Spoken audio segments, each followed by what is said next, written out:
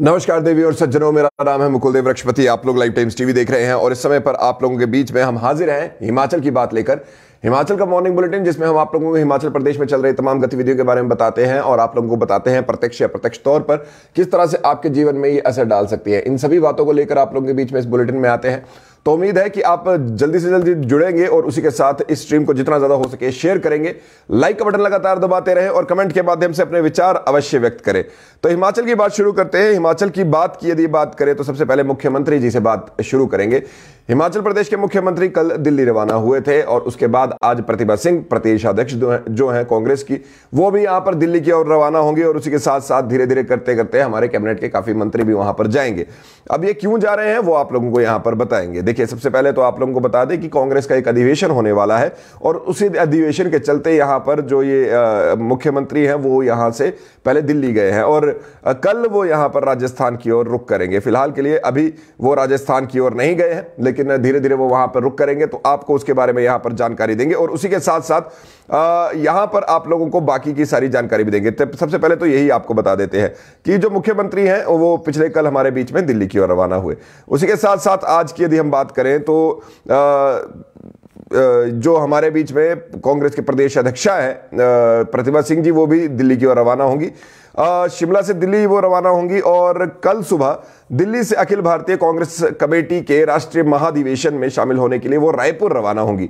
मुख्यमंत्री सुखू कल राजस्थान से रायपुर जाएंगे। आज वो दिल्ली से राजस्थान जाएंगे और उसके बाद वो वहां से राजस्थान से रायपुर की ओर यहां पर रुख करेंगे। उसी के साथ साथ सीएम जो है वो आज कांग्रेस विधायक और जो राजेंद्र राणा जी हैं उनके बेटे अभिषेक राणा की राजस्थान में अलवर में जो शादी समारोह है उसमें भाग लेंगे। उन्हीं के साथ साथ कई कैबिनेट मंत्री भी आज राजस्थान के अलवर पहुंचने वाले हैं। आप लोगों को बता दें, अनिरुद्ध सिंह पिछले कल ही राजस्थान पहुंच गए हैं, वहां से सीधे रायपुर वो जाएंगे और उसी के साथ साथ धीरे धीरे हेल्थ मिनिस्टर शांडिल भी आज शाम दिल्ली जाएंगे। कल सुबह वो दिल्ली से रायपुर पहुंचेंगे।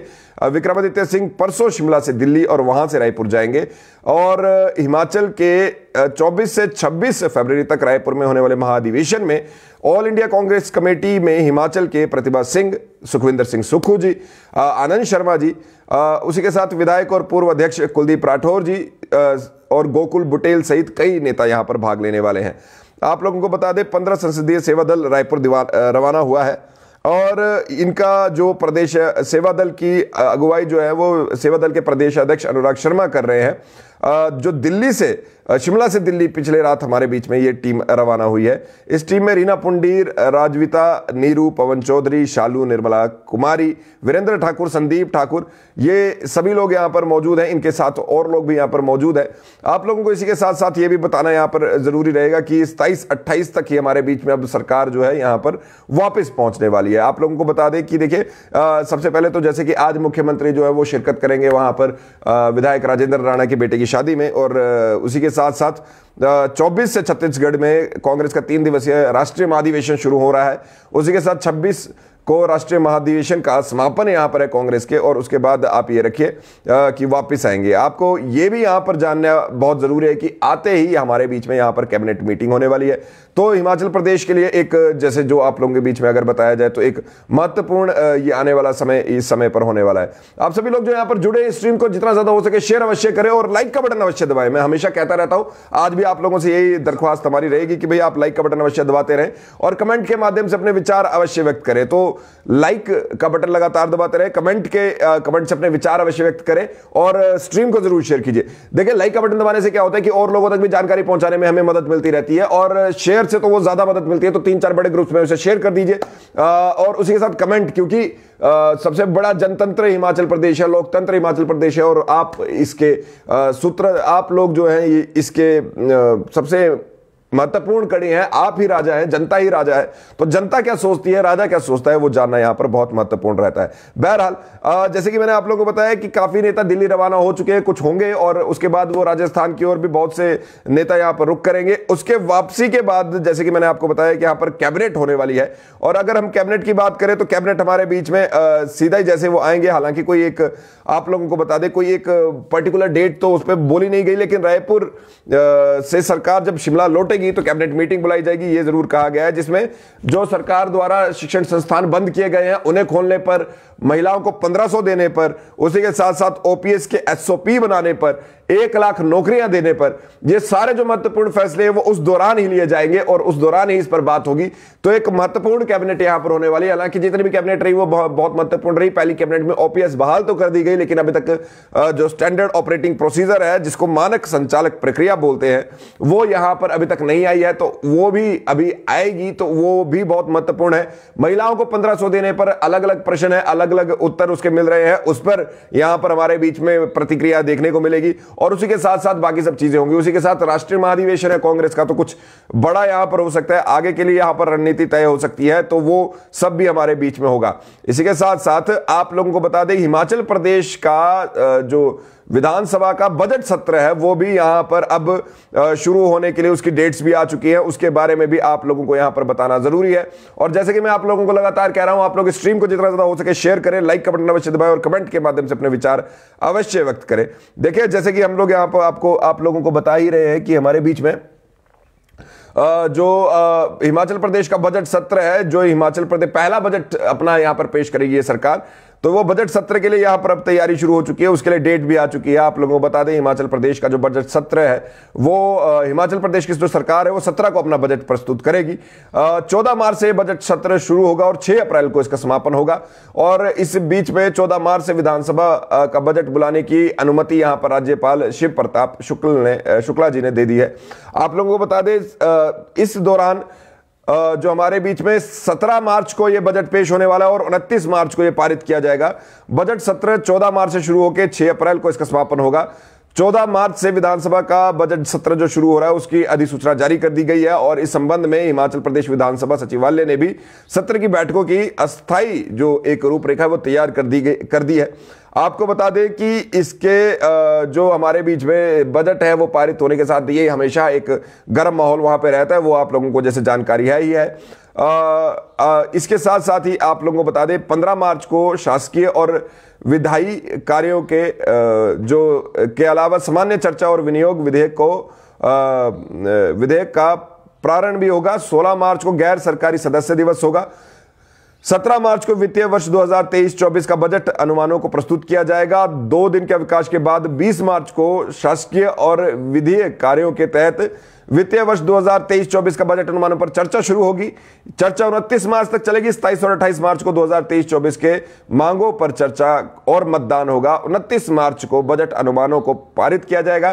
30 मार्च को अवकाश होगा। 31 और 1 को शासकीय और विधायी कार्यक्रम होंगे और 2 अप्रैल को अवकाश रहेगा। इसके बाद 6 अप्रैल तक विधायी और शासकीय कार्य चलेंगे। यानी कि बहुत सा हमारे बीच में समय होगा जिसमें हमें विस्फोटक चीजें देखने को मिल सकती है। और जैसे कि मैंने आपको बताया, इससे ठीक पहले जैसे ही यहां से सरकार वापस आती है, फरवरी के अंतिम समय के बीच में हमारे बीच में हिमाचल प्रदेश में यहां पर एक बार फिर से कैबिनेट बैठेगी, कैबिनेट मिलेगी, एक दूसरे से बातचीत होगी और इस कैबिनेट में के मिलने के बाद ही हमारे बीच में यहां पर जो महिलाओं के 1500 है, एसओपीज हैं जो हमारे बीच में ओपीएस की, उसके साथ साथ हमारे बीच में जो बाकी की चीजें हैं जैसे 1 लाख नौकरियां जो यहां पर नौजवानों को देनी है उसके बारे में, और उसी के साथ साथ जो हमारे बीच में 300 यूनिट बिजली है, ये सारी चीजों पर यहां पर बहुत सी बातें होने के लिए अभी है, क्योंकि वादे बहुत है और वादे कैसे पूरे करने हैं वो एक बड़ा चैलेंज यहां पर सरकार के सामने है। क्योंकि लोग अब सरकार को थोड़ा समय हो चुका है, 100 दिन से ऊपर का समय तो हो ही चुका है, तो अब यहां पर देखना है कि सरकार किस तरह से अपने वादों को पूरा करती है। ये जरूर कहा गया है कि चरणबद्ध तरीके से पूरा किया जाएगा। अब देखते हैं कि कैसे वो चरणबद्ध तरीके से पूरा किया जाता है। बहरहाल कैबिनेट होनी है। कैबिनेट से पहले यहां पर 1500 के ऊपर यहां पर जो उसकी सब कमेटी है उसके लिए हमारे बीच में जो स्वास्थ्य मंत्री है उनका यहां पर एक बयान आया है जो महिलाओं को 1500 रुपए मिलने हैं। जैसे कि आप सभी लोग जानते ही हैं कि 1500 रुपए महिलाओं को मिलने हैं और उसके लिए अब एक क्वेश्चन आया है कि जिस घर में देवरानी और जेठानी है उस घर में पैसा किसको मिलेगा। अब ये कौन निर्णय लेगा, उस पर यहां पर स्वास्थ्य मंत्री जो सब कमेटी के अध्यक्ष भी हैं उन्होंने एक बयान यहां पर दिया है और वो बयान भी आपको सुनना चाहिए, महत्वपूर्ण बयान है। और उन्होंने बयान में कहा है कि सबको नहीं मिलेगी ये रकम, और वो बताए जो ग्राम सभाएं हैं वो बताएंगी कि अगर एक फैमिली में 2 से 3 महिलाएं हैं तो उसमें से 1500 का बेनिफिट किसको मिलेगा? आप लोगों को बता दें कि महिलाओं को 1500 रुपए प्रति माह देने के वादे पर काम तो हो रहा है, लेकिन उसके लिए महिलाओं को थोड़ा भी इंतजार करना पड़ेगा, ऐसा यहां पर स्वास्थ्य मंत्री ने बताया। उसमें बताया गया था जो गारंटी थी 18 से 59 साल की सभी महिलाओं को, ऐसा कहा गया था कि भाई 1500 रुपए देने का वादा सरकार द्वारा किया गया था। और उसी के साथ जो वो वादा है वो उसके लिए एक उप जो सब कमेटी बनाई गई थी धनीराम शांडिल जी की अध्यक्षता में, और उसी के साथ साथ इस सब कमेटी में रोहित ठाकुर जी, अनिरुद्ध सिंह जी भी शामिल किए गए थे। और इस कार्य के लिए विपक्ष भी यहां पर कांग्रेस पर दबाव बना रही है। प्रदेश में 22,37,000 महिलाएं हैं, आप लोगों को बता दें। इसमें से नौकरी करने वाली और दूसरे क्राइटेरिया में आने वाली महिलाओं को हटाकर इनकी संख्या 10,53,000 देखी गई है, जो सरकार द्वारा देखी गई है। अब छटनी की यहां पर जरूरत है, उन्होंने कहा कि बहुत छटनी करने की भी जरूरत है। 1500 की जो राशि है वो महिलाओं को, सभी महिलाओं को नहीं मिल सकती, उसमें से महिलाओं को छटनी करनी पड़ेगी। जो नौकरी करती है, दूसरी तरह की पेंशन लेती है, उनको ये नहीं मिलेगी। और उसी के साथ साथ अगर एक परिवार में 2 से 3 महिलाएं हैं तो यह देखा जा रहा है कि किसे 1500 रुपए दिया जाना चाहिए, और उसके लिए ब्लॉक से जानकारी जुटाने की कोशिश की जा रही है। तो ये यहां पर बताया गया है कि भाई देखिए, ग्राम सभाएं ही वहां से ब्लॉक से बताएंगी कि भाई कौन से लोगों को यहां पर वो जो है पैसा मिलना चाहिए। तो आप लोग क्या कहते हैं कि भाई हमारे बीच में जो ये 1500 रुपए है वो किसे मिलना चाहिए? अगर एक परिवार में 2 महिलाएं हैं और दोनों में से किसी को पेंशन नहीं है तो क्या दोनों को मिलना चाहिए? सरकार हालांकि इसके बारे में आप लोगों को बताएगी, लेकिन आप अपना यहां पर जो विचार है वो अवश्य व्यक्त करें, अपने कमेंट के माध्यम से जरूर बताएं। और साथ ही साथ में, जैसे मैं लगातार कह रहा हूं, आपसे आग्रह है स्ट्रीम को जरूर शेयर कीजिए, 3-4 बड़े ग्रुप्स में शेयर कर दीजिए और लाइक का बटन अवश्य दबाएं। लक्ष्य लेकर चलते हैं हम, लाइक का 100 से पार जाने की कोशिश करते हैं। अभी हम 44 पर है। और उसी के साथ साथ कमेंट के माध्यम से अपने विचार अवश्य व्यक्त करें, जो 1500 है उस पर क्या किया जाना चाहिए। अगली बड़ी खबर हमारे बीच में, बहुत सी बड़ी बड़ी खबरें। हिमाचल प्रदेश के कर्मचारी चयन आयोग का अस्तित्व खत्म कर दिया गया है, उसे भंग कर दिया गया है, अधिसूचना उसकी जारी हो चुकी है। और यहां कर यह बताया गया 18 पोस्ट कोड के पेपरों लीक होने की बात हुई है, विजिलेंस की रिपोर्ट में खुलासा हुआ है। और उसी के बाद आयोग की विश्वसनीयता और निष्ठा पर संदेह के घेरे में है, इसी वजह से सरकार ने अधिसूचना निकाली और आयोग को ही खत्म कर दिया।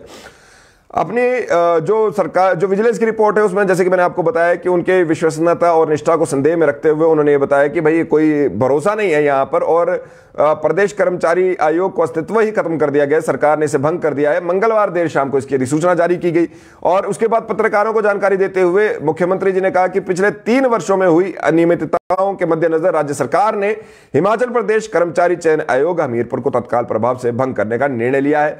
और उसी के साथ उन्होंने बताया कि पिछले 3 साल से पेपर लीक हो रहे थे, पेपर बिक रहे थे, पूरे जांच में पाया गया है और इस मामले में निम्न से उच्च स्तर तक अधिकारी शामिल थे। ये हम एग्जामिनेशन की बात कर रहे हैं, आने वाले समय में जो हमारे ऊपर यहां पर जिन लोगों, जो एक अधिकारी बनने के बाद हम लोगों को यहां पर बताते हैं, हम लोगों का स्टेट को चलाते हैं, वो किस तरह से यहां पर क्या संलिप्तता यहां पर थी। इसके आगे आप लोग इसको बताएं कि भाई इसी दृष्टि से मुख्यमंत्री जी ने कहा कि यह फैसला लिया गया है और उसी के साथ कर्मचारी चयन आयोग सील किया गया, सुरक्षा कर्मी तैनात यहां पर कर दिए गए। और उसी के साथ अब जो एग्जामिनेशंस हैं यहां पर आप लोगों को बता दें कि हमारे बीच में जो बोर्ड जो कमीशन है वो यहां पर कराएगा। आप लोगों को बता दें कि भाई अब जो पेपर लीक के संलिप्तता की बात जो यहां पर बताई गई, अब देखना है कि कौन कौन इसके कटघरे में फंसता है और आने वाले समय में क्या यहां पर किया जाता है। चयन आयोग के कर्मचारियों का सरप्लस पूल में स्थानांतरित कर दिया गया है और उनकी पसंद के नए विभागों में शामिल होने का विकल्प उन्हें प्रदान किया जाएगा। और हिमाचल प्रदेश लोक सेवा आयोग शिमला ने अगली व्यवस्था तक एग्जामिनेशन यहां पर करवाएगी। सीएम ये भी बोले कि अभी कोई चीजें नहीं बताई जाएंगी, ये जांच का विषय है और जो जांच है आप लोगों को पता है कि कैसे कैसे यहां पर हुआ है। और इस पर हालांकि भारतीय जनता पार्टी के प्रदेश अध्यक्ष और सांसद सुरेश कश्यप जी ने कहा है कि कर्मचारी चयन आयोग हमीरपुर को भंग करना दुर्भाग्यपूर्ण है। लेकिन देखिए, जो यहां पर लॉजिक दिया गया वो दुर्भाग्यपूर्ण नहीं है, वो बहुत महत्वपूर्ण लॉजिक दिया गया कि भाई यहां पर पेपर लीक हो रहे थे, बच्चों के भविष्य के साथ खिलवाड़ हो रहा था। तो मुझे लगता है कि भाई अगर कोई और इसका विकल्प होता तो वो कर लेना चाहिए था, लेकिन अगर इतना ही यहां पर मामला इतना संगीन था तो जो निर्णय यहां पर मुख्यमंत्री द्वारा लिया गया है, सरकार द्वारा लिया गया है, वो एक ठीक निर्णय है। आप इसके बारे में क्या सोचते हैं? जो कर्मचारी आयोग को यहां पर भंग किया गया है उसके बारे में आपके विचार क्या है? कमेंट के माध्यम से बताएं। वीडियो स्ट्रीम को जरूर यहां पर शेयर जरूर कीजिए, जितना ज्यादा हो सके 2 शेयर पे 10 तक पहुंचने का हम यहां पर लक्ष्य रखते हैं, और लाइक का बटन लगातार दबाते रहे। हम 65 लाइक पर है, हमें 100 के पार यहां पर पहुंचना है। अगली खबर पर आपको लेकर चलते हैं। हिमाचल प्रदेश के 7 निजी विश्वविद्यालयों के कुलपतियों की पात्रता के यहां पर जांच शुरू कर दी गई है। आप लोगों को बता दें कि हिमाचल प्रदेश निजी शिक्षण संस्थान विनियामक आयोग जो है, रेगुलेटरी कमीशन जो है, उन्होंने उनकी पात्रता शुरू कर दिया है। 16 में से 11 कुलपतियों ने पद छोड़े थे। 2 वर्ष पूर्व जो आयोग की जांच यहां पर हुई थी, और अब दोबारा से यह जांच शुरू हो रही है। इसमें कुलपतियों की शैक्षणिक योग्यता को जांचने के बाद आयोग की ओर से विश्वविद्यालय प्रबंधन को नोटिस जारी किए गए थे। पिछले 2 साल की बात हम यहां पर कर रहे हैं। दोबारा यहां पर कमेटी गठित हुई है, और देखने हैं जो कुलपति बनने के लिए, यानी वाइस चांसलर बनने के लिए, आप लोगों को बता दें अगर लोगों को पता नहीं होता है, देखिए वाइस चांसलर जो है यूनिवर्सिटी में सबसे ऊंचा ओहदा होता है। उसके बाद चांसलर सबसे ऊंचा, जो वैसे सबसे बड़ा ओहदा जो होता है वो चांसलर का ही होता है। अमूमन आप चांसलर देखेंगे तो वो गवर्नर साहब होते हैं, चाहे वो प्राइवेट यूनिवर्सिटी भी हो, वो भी यहां पर गवर्नर साहब को चांसलर बनाते हैं। और लेकिन ऐसा जरूरी नहीं है। तो जो वाइस चांसलर है वो सबसे पावरफुल वहां पे रहते हैं, और वाइस चांसलर को कहा जाता है कुलपति। अगर आप चांसलर की बात करें, उन्हें कहा जाता है कुलाधिपति। तो यहां पर जो कुलपति के नियुक्ति के लिए जो नियम होते हैं, उनके लिए आपको बता दें, उनको पास पीएचडी होनी चाहिए, 10 साल तक पढ़ाने का अनुभव होना चाहिए, रिसर्च पेपर उनके प्रकाशित होनी चाहिए, और कुलपति की नियुक्ति के लिए 3 सदस्यीय चयन समिति होती है। तो अब देखना है कि भाई कौन कौन इन मानकों पर ठीक उतरता है। जैसे ही जो ठीक होगा वो तो ठीक है, बाकियों से यहां पर रेजिग्नेशन ले लिया जाएगा। उसी के साथ अटल टनल के बाद अब हिमाचल प्रदेश में दुनिया की सबसे ऊंचाई पर बनने वाली शिंकुला टनल के लिए 1700 करोड़ रुपए यहां पर जारी हुए हैं। आपको बता दें, शिंकुला दर्रे को भेदकर 4 किलोमीटर से लंबी ये टनल बनेगी, जो समुद्र तल से 16,580 फीट ऊंचाई पर स्थित होगी, और इस टनल से पाकिस्तान और चीन सीमा तक भारतीय सेना को पहुंचने में आसानी होगी। इसके लिए आप लोगों को बता दें कि यह टनल बनने से मनाली लेह और मनाली करगिल के बीच में जो 100 किलोमीटर की दूरी है वो कम होगी। और इसके लिए आप लोगों को बता दें कि एक बड़ा हमारे बीच में ये देखने को मिलेगा, एक बड़ा एक तरह सुरक्षा की दृष्टि से एक बहुत महत्वपूर्ण टनल ये होने वाली है। तो एक अच्छी ये हमारे बीच में एक खबर है, जो हमारे अपने जवानों के लिए भी अच्छी है, और बाकी टूरिस्ट तो बढ़ता रहेगा ही। और फिर से एक बार आप लोगों से अनुरोध है, भाई स्ट्रीम को जरूर शेयर कीजिए, जितना ज्यादा हो सके लाइक का बटन अवश्य दबाएं, और कमेंट के माध्यम से अपने विचार अवश्य व्यक्त करें। आप लोगों को बता दें कि धर्मशाला में बस की टक्कर से एक बच्चे की मौत हो गई है। बच्चे की उम्र केवल 1 साल थी। रोडवेज की बस की चपेट में आने से उनकी मां भी घायल हुई है। पीजीआई वो रेफर किए गए हैं। उसी के साथ साथ अगली खबर को भी आपको बता देते हैं। किसान मोर्चा यहां पर सरकार से नाराज चल रहा है। 28 फरवरी को उन्होंने एक सम्मेलन बुलाया अपने घटक संगठनों का भी। उन्होंने कहा है कि बागवानों की समस्या जानने के नाम पर सचिव और निदेशक है, उनके स्तर पर बैठकें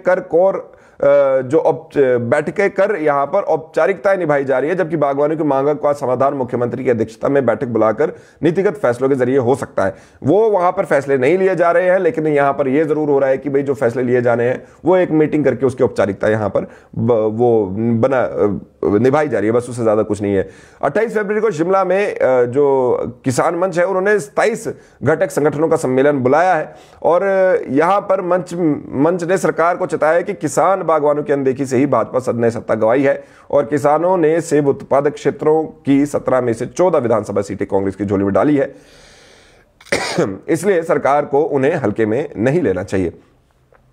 जो इनकी मुख्य मांगे हैं उनके बारे में आप लोगों को बता दें कि किलो के हिसाब से सेब खरीद की व्यवस्था, एपीएमसी कानून सख्ती से लागू किया जाना, खाद बीज कीटनाशकों का अनुदान बहाल करना, बैरियरों पर मार्केट फीस की वसूली बंद होना, कृषि बागवानी सहायक उपकरणों पर अनुदान बहाल होना, बागवानी बोर्ड का गठन करना, और सभी फसलों के लिए एमएसपी घोषित करना, और उसी के साथ फलों सब्जियों की पैकिंग सामग्री को जीएसटी हटाना, कश्मीर के तर्ज पर मंडी मध्यस्थता योजना के तहत एबीसी ग्रेड 60, 44 और 24 रुपए में कम से कम खरीदा जाना उनकी मुख्य मांगों में यहां पर है। समय हमारे पास कम है, तो जल्दी जल्दी यहां पर आपको बाकी खबरें भी बता देते हैं। इसी के साथ एचपीयू शिमला में नए शैक्षणिक सत्र से यूजी में राष्ट्रीय शिक्षा नीति यहां पर की जाएगी। उसी के साथ सीमेंट प्लांट जो है वो हमारे बीच में यहां पर बहाल हो चुका है, वो आप लोगों को पता है, कल बहाल होना था, अब हो चुका है।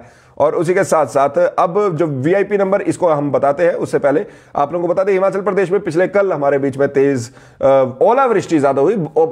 ऊपरी क्षेत्रों की बात करें तो वहां पर हमारे बीच में बर्फबारी अवश्य हुई है। निचले जो शिमला है वहां पर ओलावृष्टि हुई और भयंकर ओलावृष्टि हुई। बहरहाल वो एक अलग बात रही।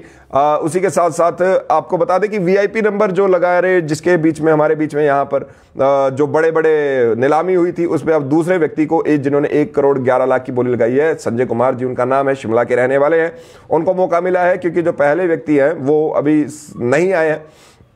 वीआईपी नंबर के लिए जो पहले व्यक्ति के लिए निर्धारित 3 दिन का समय था वो यहां पर बीत गया है। अब उन्होंने धनराशि जमा नहीं करवाई है, तो संजय कुमार जी को यहां पर मौका लगा है। आप लोगों को बता दें कि 1 करोड़ से ज्यादा स्कूटी की यहां पर बोली लगी है, तो ये भी अपने आप में एक देखने वाला विषय है। आप सभी लोग जो यहां पर जुड़े, आप सभी लोगों का जुड़ने के लिए बहुत बहुत धन्यवाद। इस स्ट्रीम को जितना ज्यादा हो सके शेयर करें, 3-4 बड़े ग्रुप्स में शेयर कर दीजिए, लाइक का बटन अवश्य दबाएं, जितना ज्यादा हो सके कमेंट के माध्यम से अपने विचार अवश्य व्यक्त करें। और देवी और सज्जनों, मेरा नाम है मुकुल देव वृक्षपति। आप मुझे फेसबुक, इंस्टाग्राम, ट्विटर पे फॉलो कर सकते हैं, इसी नाम से मैं आपको वहां पे मिल जाऊंगा। लाइव टाइम्स टीवी के पेज को फॉलो करके बेल आइकन दबाना ना भूलें। कोई मुद्दा है तो 9882837038 पर आप मुझे व्हाट्सएप कर सकते हैं। देखते रहे लाइव टाइम्स टीवी। आपका दिन शुभ हो। जय हिंद,